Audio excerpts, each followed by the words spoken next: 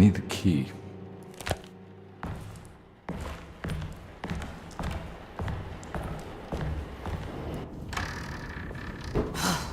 Got to be around here somewhere. He wouldn't leave this house. I don't know what to think anymore. You run into that detective fella? Who is he? Can he be trusted? I think he one of the good guys. Well, you know, like us. Will he be all right with her coming? Praise the mother. You don't need to know about all that.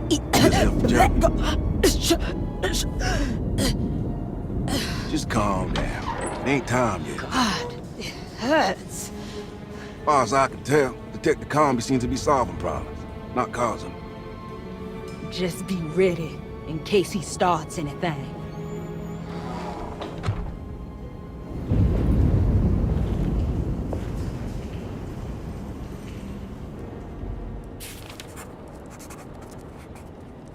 The two orderlies still hadn't found Jeremy.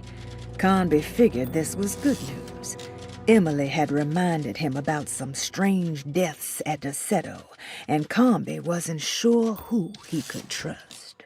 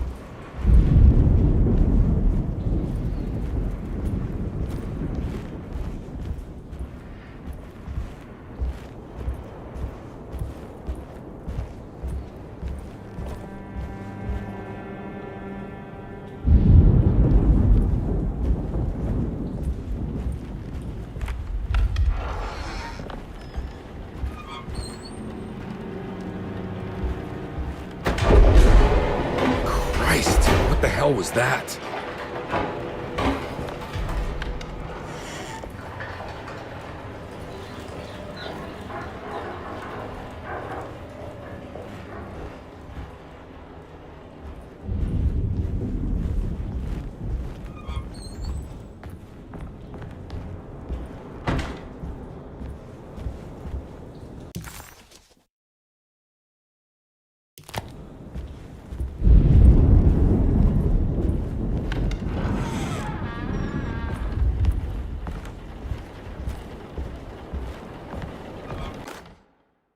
Lunacy and the Astarte Artist Colony, a monograph by Yael Klein.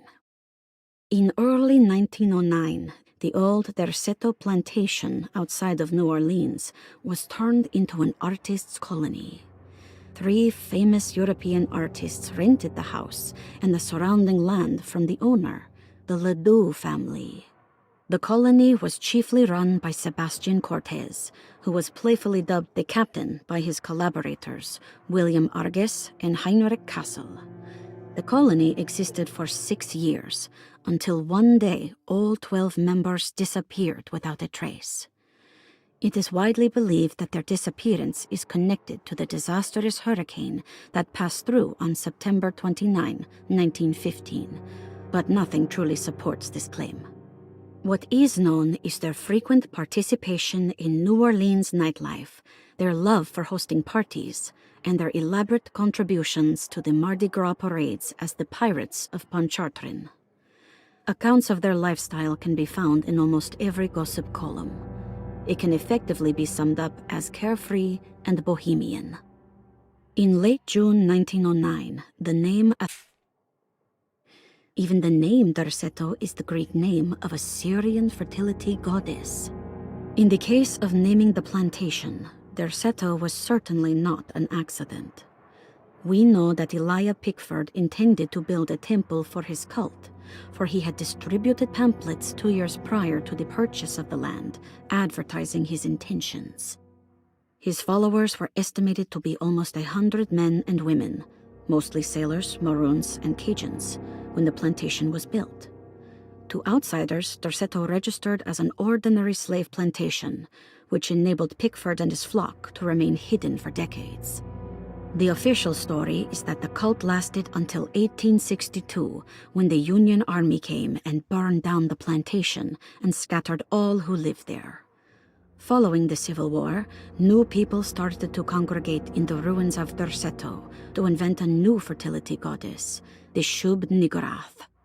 As much as Derceto is a particular name to have heard of, it's not entirely uncommon among the learned. Astarte is equally known and could have been subconsciously chosen by well-read artists.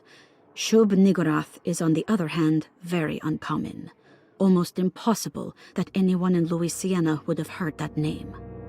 The name is referenced only in rare books like Unaussprechlichen Kulten and the Necronomicon, and is believed to be a bastardization of Arabic words meaning pertaining to the dark young. The few paragraphs printed on the goddess are so upsetting that no one in their right mind would want to build a religion resting on such qualities. The Shub-Niggurath cult was hard to get rid of, but it is believed that despite the police jailing and killing several cultists over the years, the main culprit in the cult's demise is the cult itself, which seems to line up with every instance of cult activity on Derceto's grounds. When Captain J.W. Norton of the Union Army arrived, he described the people at Derceto as malnourished and maniacal. As much as the army tried to save them, they fought back with fervor, as if nothing was going to stop them from slowly destroying themselves. While the disappearance of the Astarte artist colony remains a mystery, the recurring motif seems to suggest that their fate involved lunacy and a hunger for self-sacrifice to that fertility goddess with 1,000 names.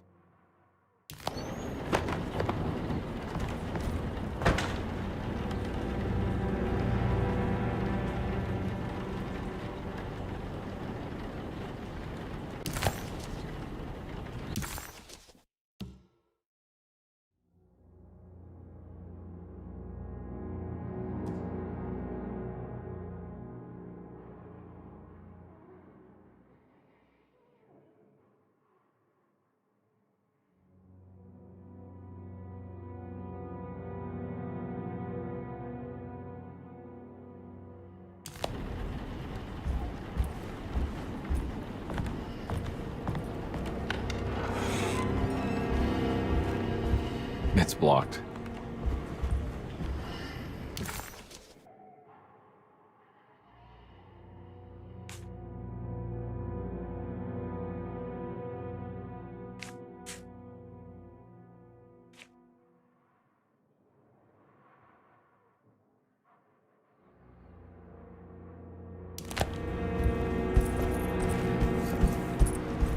It's blocked.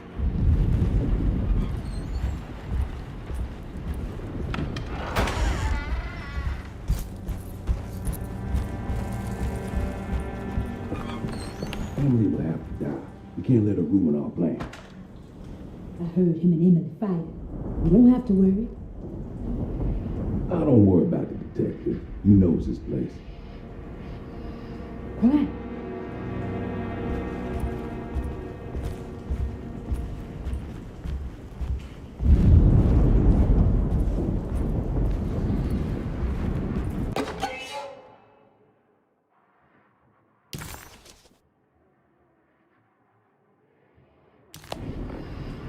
I think Dr. Gray might be in there. Perfect time to snoop around his office, then.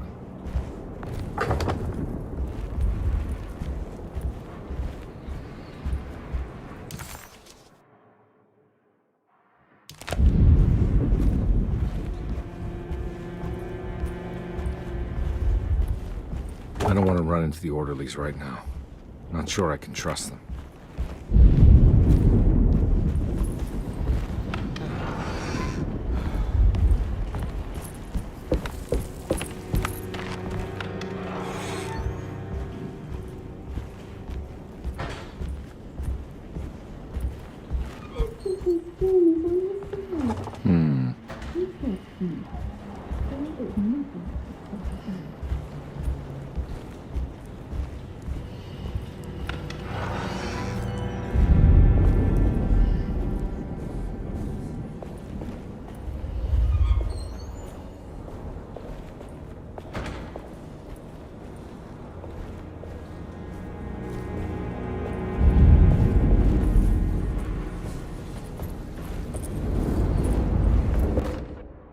Mrs. Thompson, I understand the last week has been busy.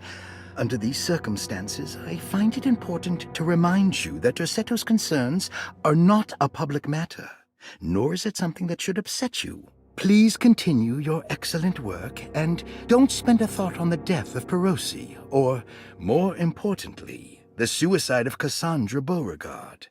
They should mean nothing to you or the staff. I rely on your loyalty, and trust that your close kinship with the Tabois siblings will keep Derceto's secrets hidden. Dr. Gray.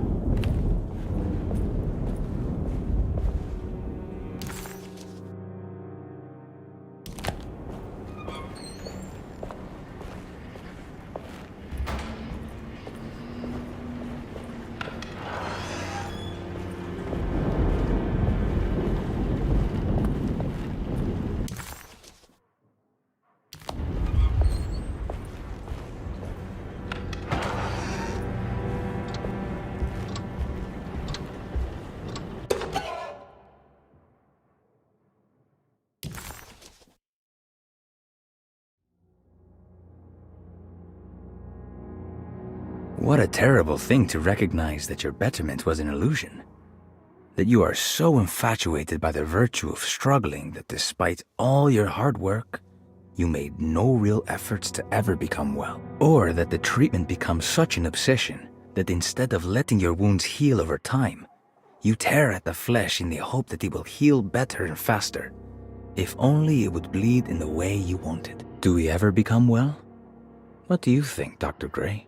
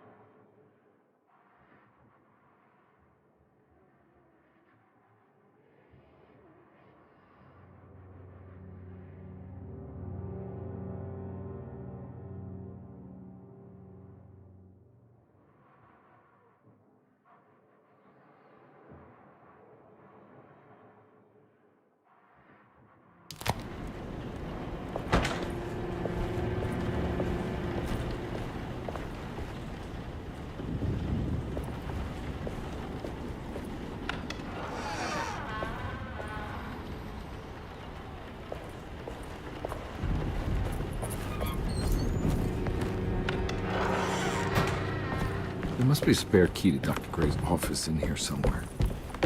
I don't have the combination for this. But maybe Jeremy did.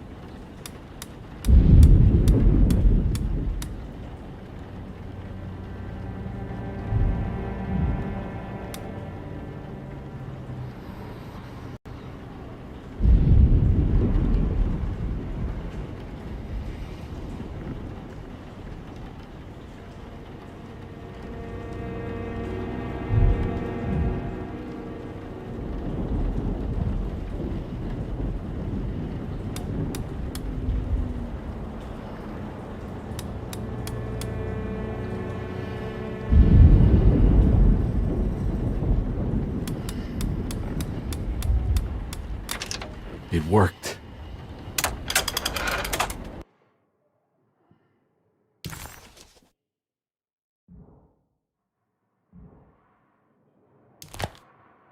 The last guest in the empty room suffered from severe maladaptation. I must write this down, because if I understand the condition sufficiently, it could make me deny this fact at a later date, and there is reason for me to think I may come to suffer the consequences from this dysfunction, as some who came in contact with the guest seemed to adopt a new worldview in which everything was predetermined but broken. Upon accepting this worldview, some memories became unmanageable and later rejected. I do not know what this means. I cannot even remember the fate of the guest. I think they were simply misplaced one day and forgotten. Just like all documents pertaining to this guest, they have all been destroyed, or they never existed in the first place. Who wrote this? There has never been a guest in the empty room.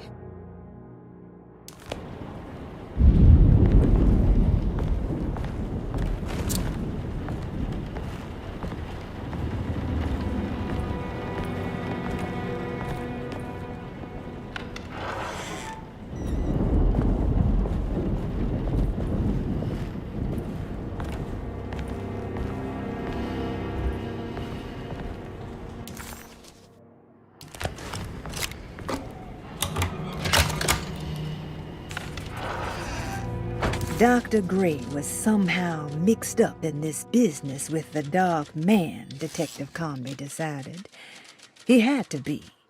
Either Dr. Gray was using the idea of the Dark Man to manipulate and torture Jeremy, or the Dark Man was an actual powerful being possessing Jeremy. And in that case, Dr. Gray was simply a stooge. Maybe both could be true at once. Carnby felt his mind racing in all directions. No matter what, he had to find a way to break the pact. That was what Jeremy said was needed.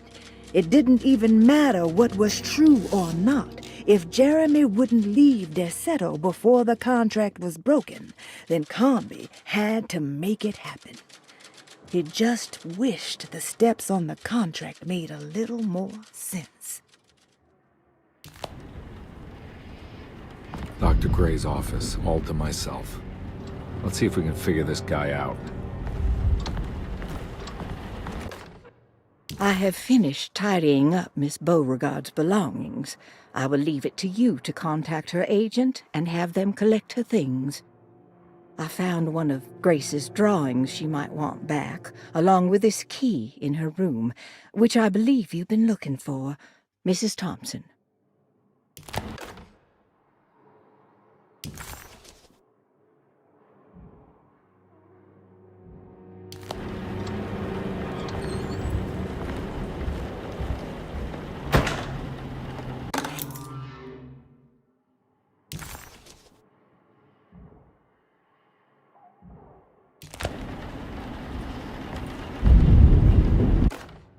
Dearest Dr. Manzetti, I find myself in a losing battle with my patient. As I've disclosed in my previous letter, his delusions have him completely captured.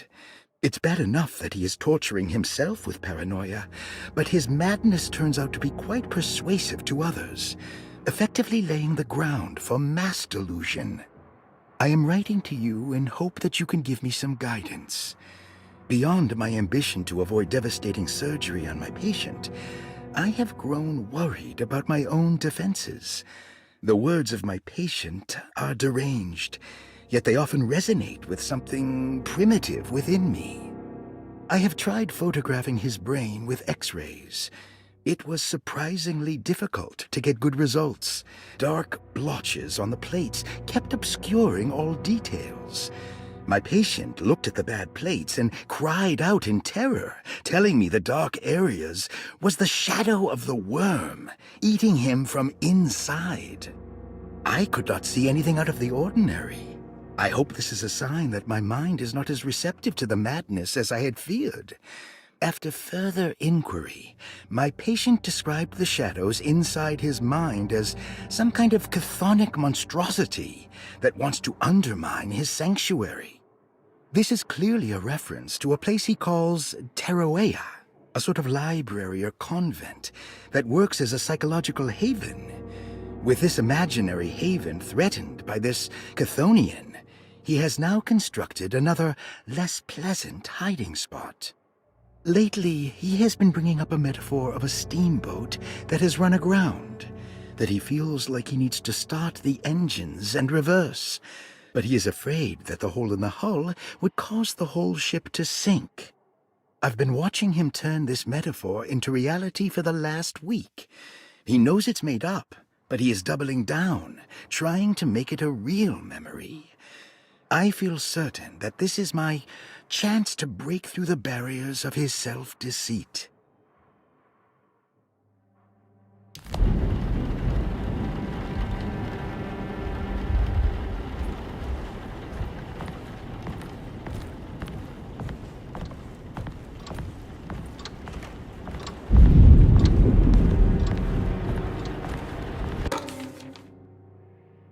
This is where McCarthy has hidden my favorite young.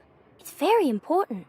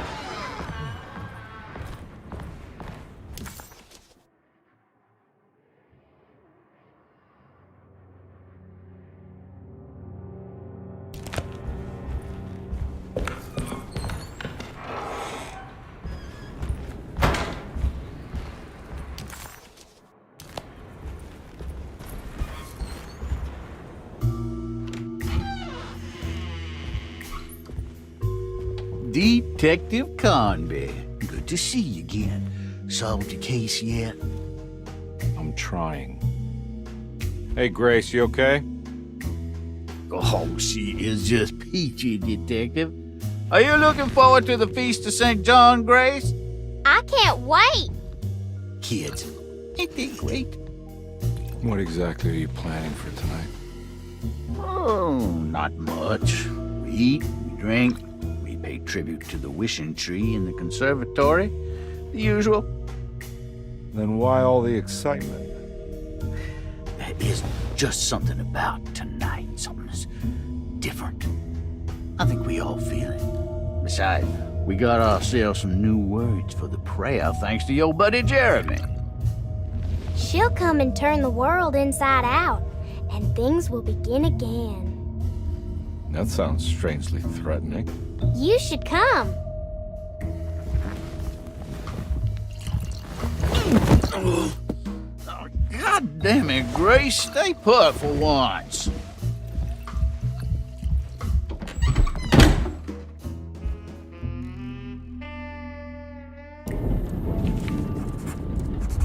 McCarthy was a deadbeat. His mere presence annoyed Carnby. It was like watching the worst version of himself mock him by simply being worthless. While Carnby enjoyed watching the child outplay the drunkard, there was something terrifyingly familiar about Grace. It was taunting him, like he was supposed to remember, but couldn't.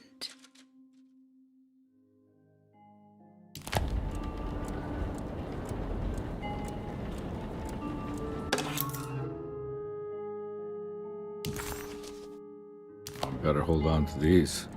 Wouldn't want them to get lost.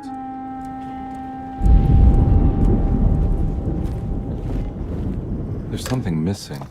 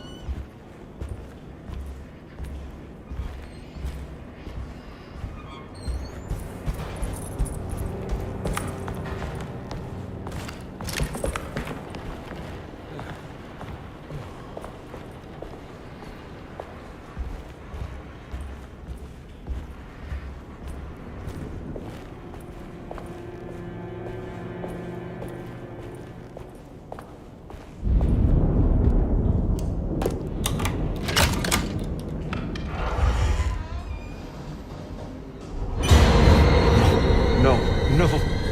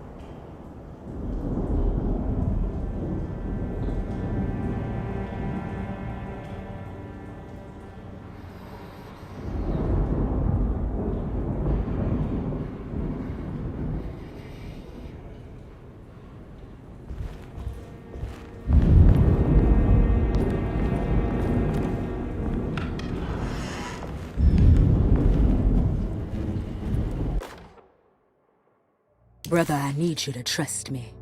This is the most important moment in our family's history.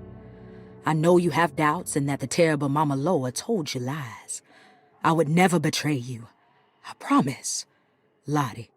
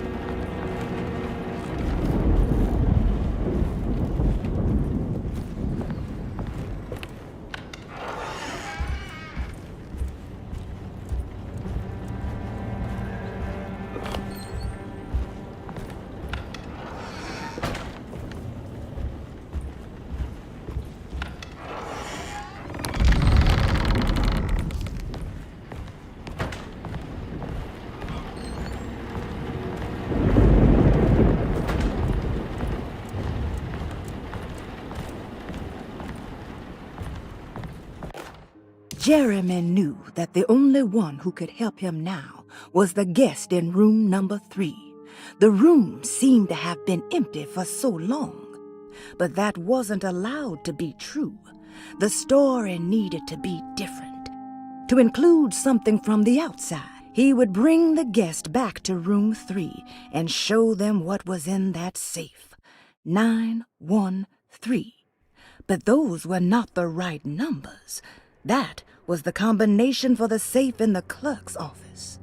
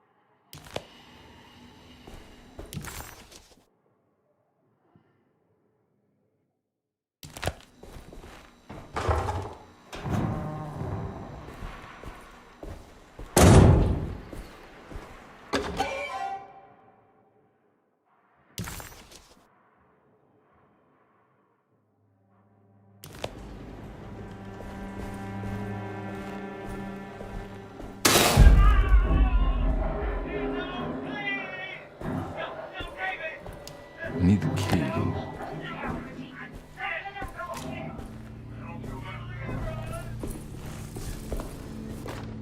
Radiography. Patient Jeremy Hartwood. Date June 14, 1930. Plates. Jeremy's skull proved difficult to capture properly. Partial radiographs worked best. A complete picture of the brain can be assembled by piecing 3 plates together. Observations. Even when looking at an assembled version, a shadow covers significant parts of Jeremy's brain. Possible tumor, but more likely that the equipment is failing.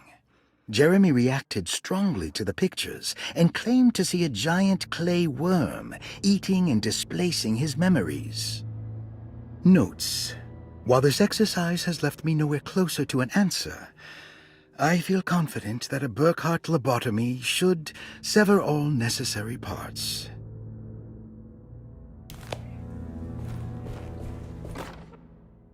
Hypothetical psychosurgery based on the ideas by Burkhardt and the St. Petersburg research could end up saving Jeremy's mind.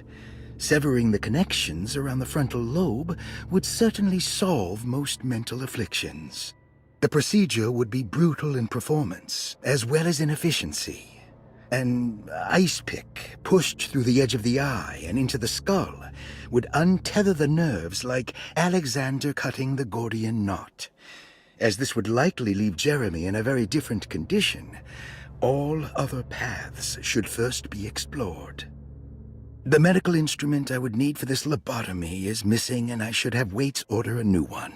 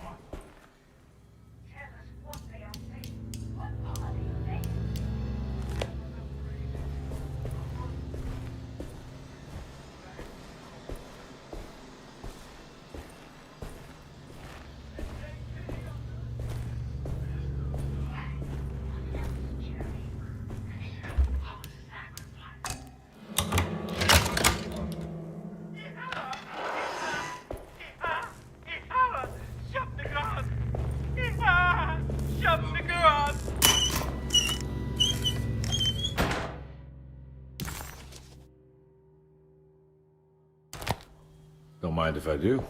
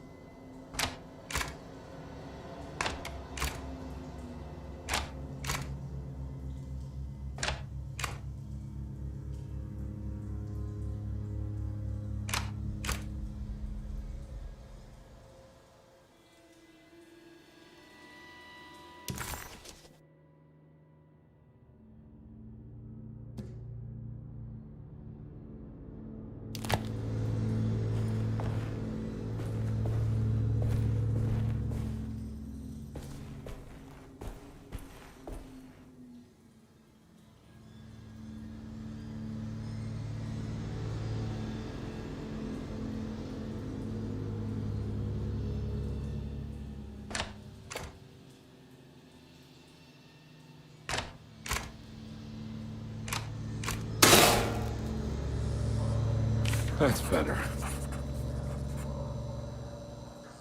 Dr. Gray had been putting Jeremy through some thorough medical investigation. He was trying to break through Jeremy's stories and get to some truth, just like Carnby was. Could Dr. Gray have been trying to break the contract as well?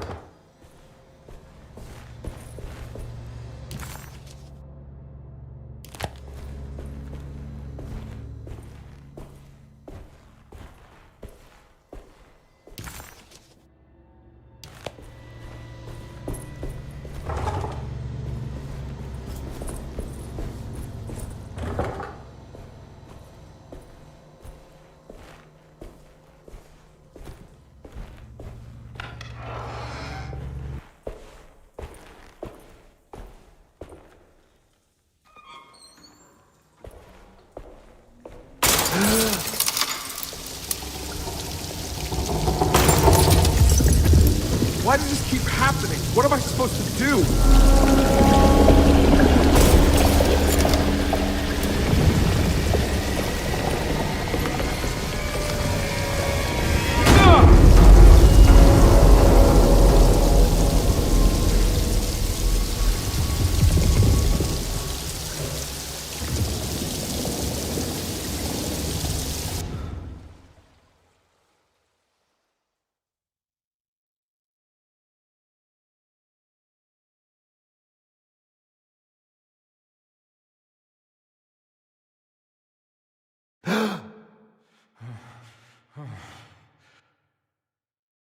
Why does this keep happening? What am I supposed to do?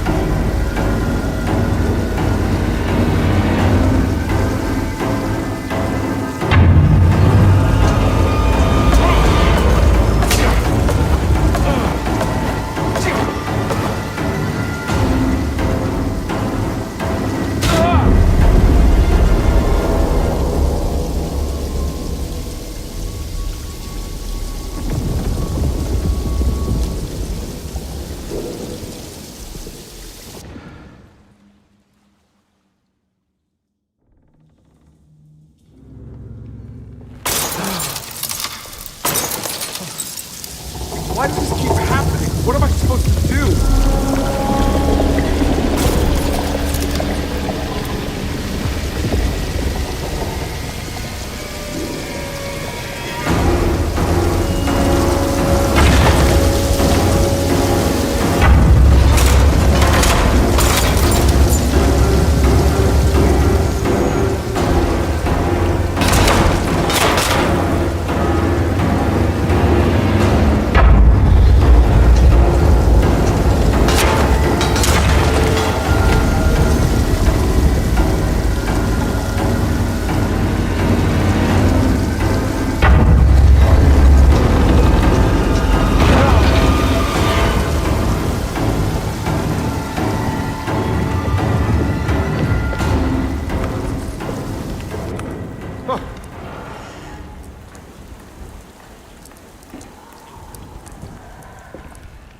And we're back here.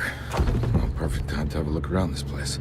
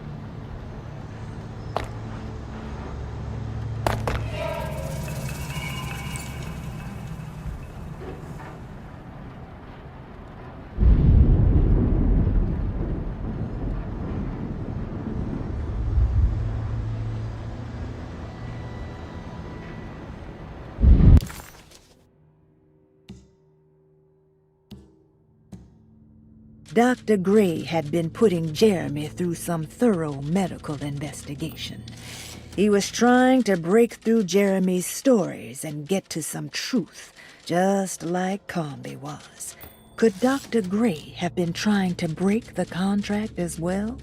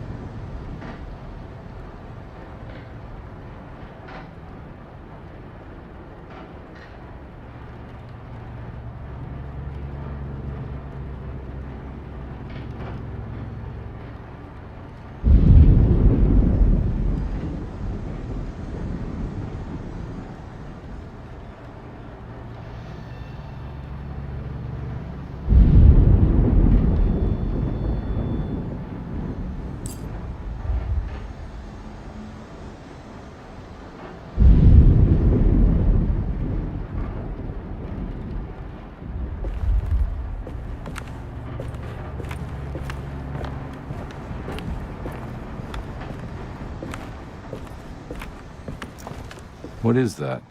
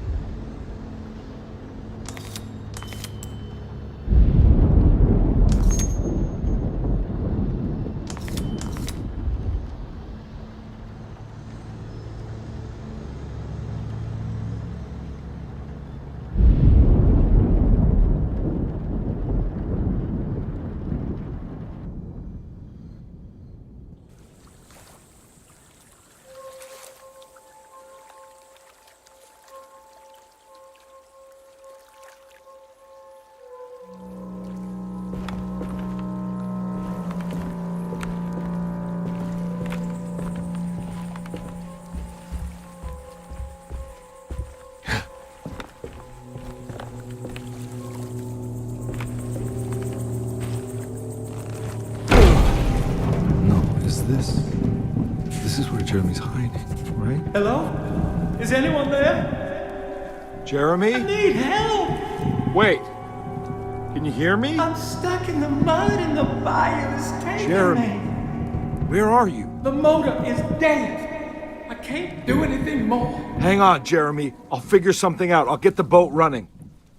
Jeremy was calling out for help, but Carnby couldn't figure out where the voice was coming from. For a moment, Carnby wondered if the boat itself was Jeremy, or if he was below it somehow.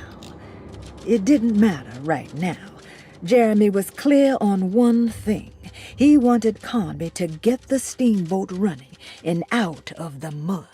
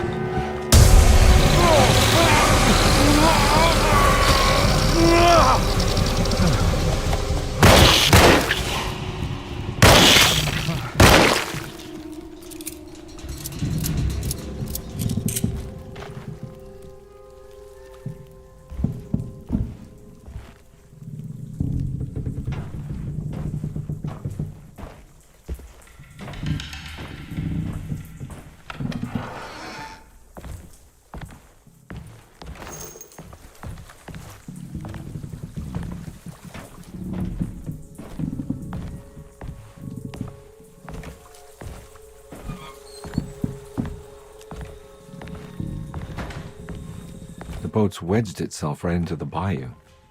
If I get the motor started, I could try reversing back into the river.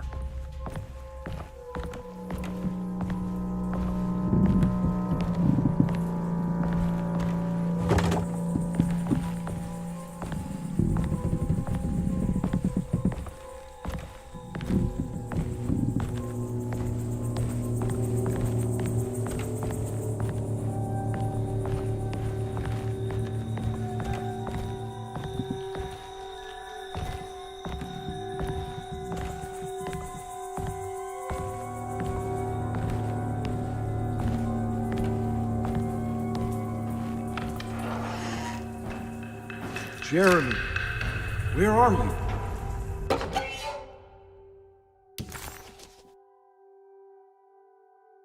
There are many ways to cross a threshold. The easiest one is being invited. A door swung open, leading you inside. Another is sleep, hypnosis, or even sudden fright. There are those who fold spaces that challenge Mobius, or jump through angles that defy Euclid. If you learn to properly use your talisman, you could go anywhere. You wouldn't even need to rely on the fluttering wings of the shrieking Biakis.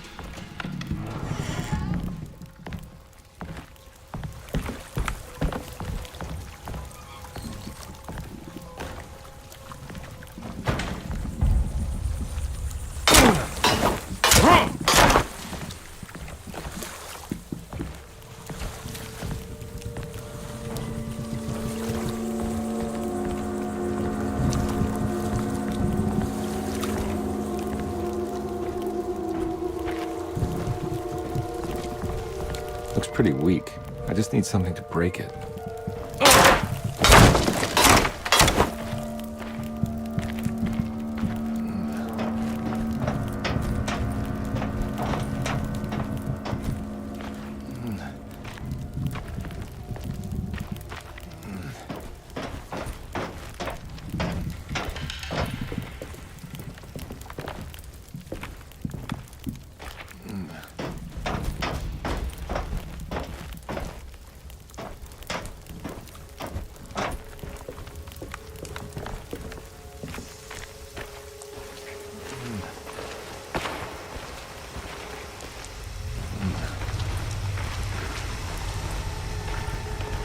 This definitely needs fuel.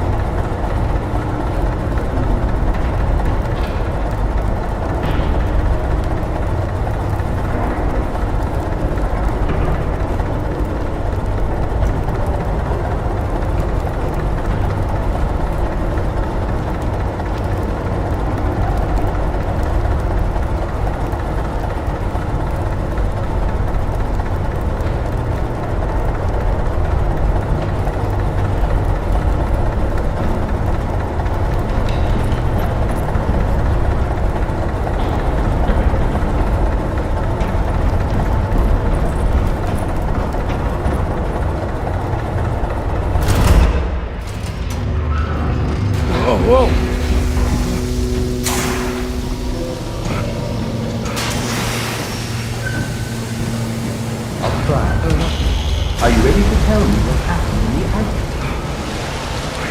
I put a rope around my neck, and then I strangled all life from my body. Are you under the impression that you died?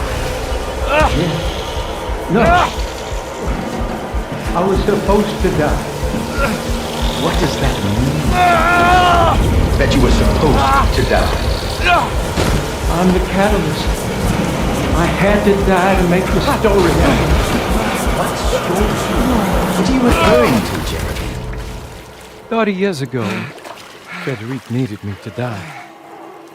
You're not making any sense, Jeremy.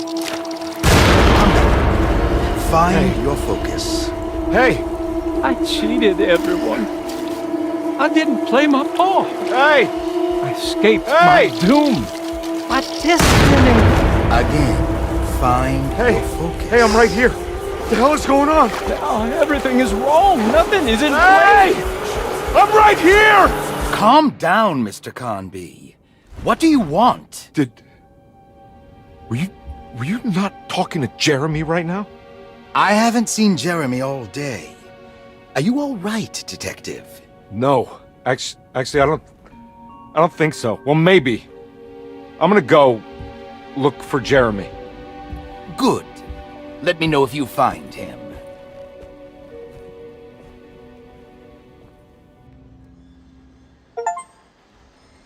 That was Jeremy's self-deceit? A steamboat stuck in the mud?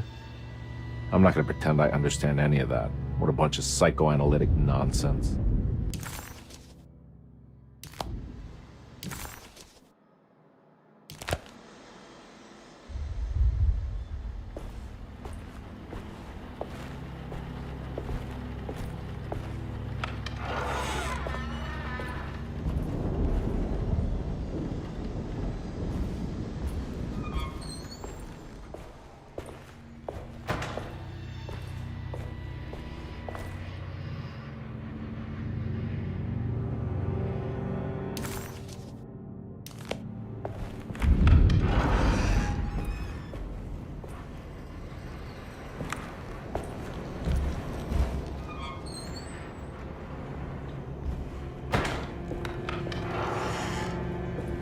Surprisingly neat.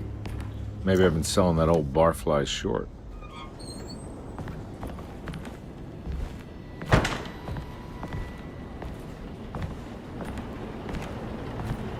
Looks like McCarthy has something hidden inside.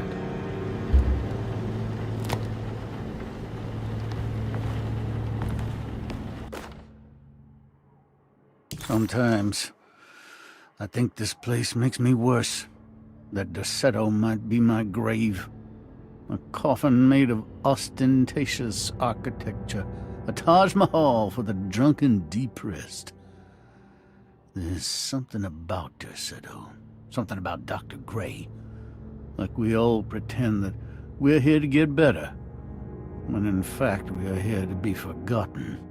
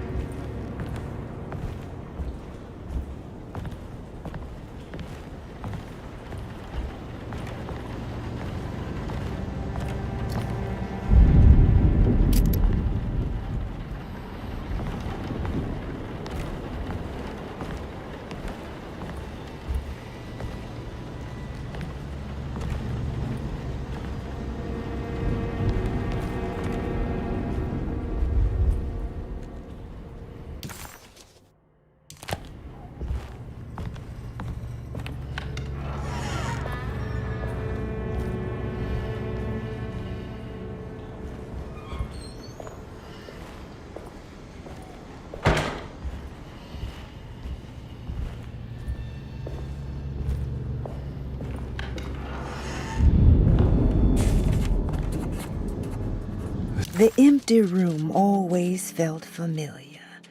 It had a mild fragrance of crushed leaves and wet sand that somehow convinced visitors that they belonged.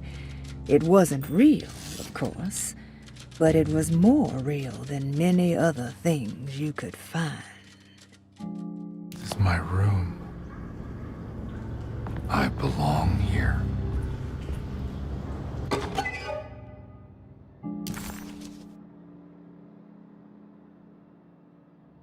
Derceto stands on a breeding ground for the grotesque, a temple devoted to rebellious growth, the most ugly and cancerous side of nature. You may be able to shield your psyche for a while, but rest assured your soul will come to pray to that hideous god in time. That is the story of every man and woman who gather around that ancient arbor. They all croak, bark, and bleat, because their own bodies are afraid and they wish to repel the evil those words conjure. Iya! Iya! Instead of that blasphemous name, they gossip in hushed whispers the name of Derceto, Astarte, and the black goat of the woods.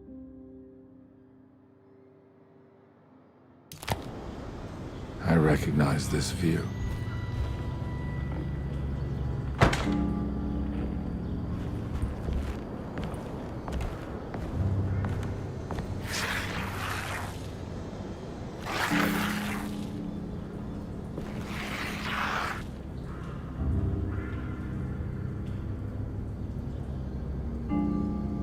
I know that number.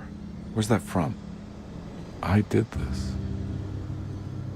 I wrote that.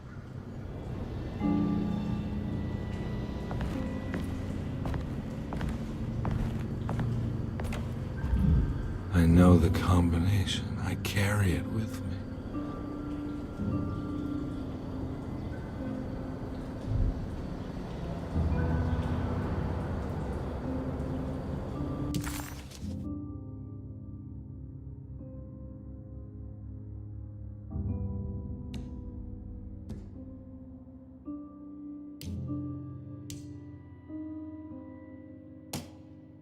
The last guest in the empty room suffered from severe maladaption.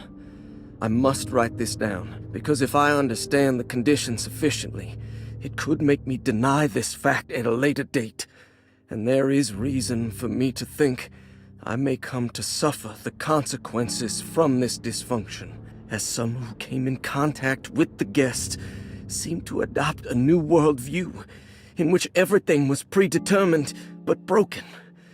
Upon accepting this worldview, some memories became unmanageable and later rejected. I do not know what this means. I cannot even remember the fate of the guest. I think they were simply misplaced one day and forgotten. Just like all documents pertaining to this guest, they have all been destroyed, or they never existed in the first place. Who wrote this? There has never been a guest in the empty room.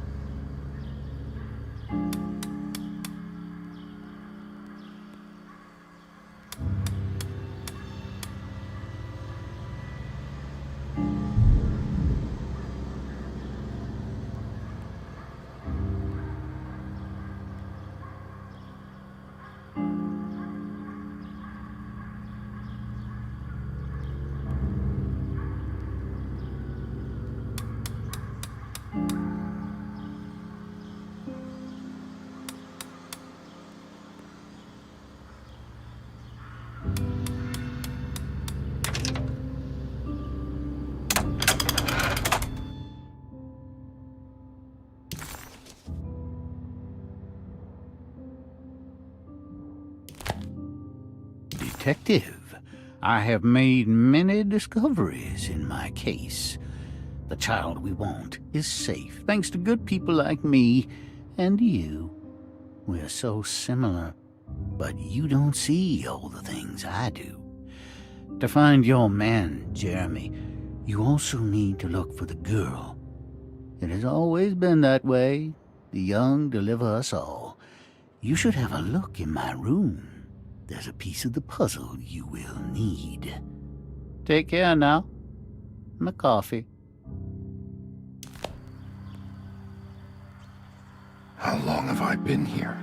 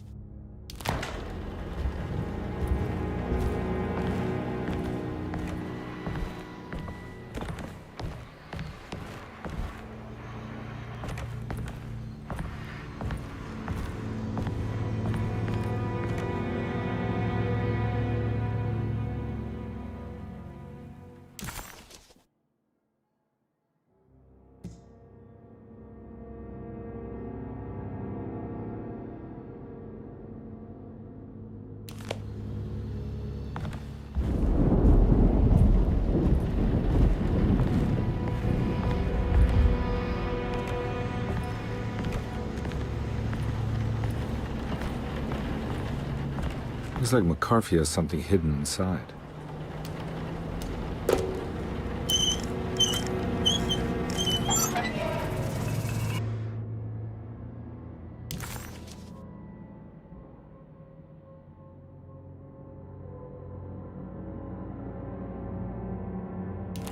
Why would McCarthy lock this up? Was he trying to keep Grace from completing the shape? If so, couldn't she have just made another drawing?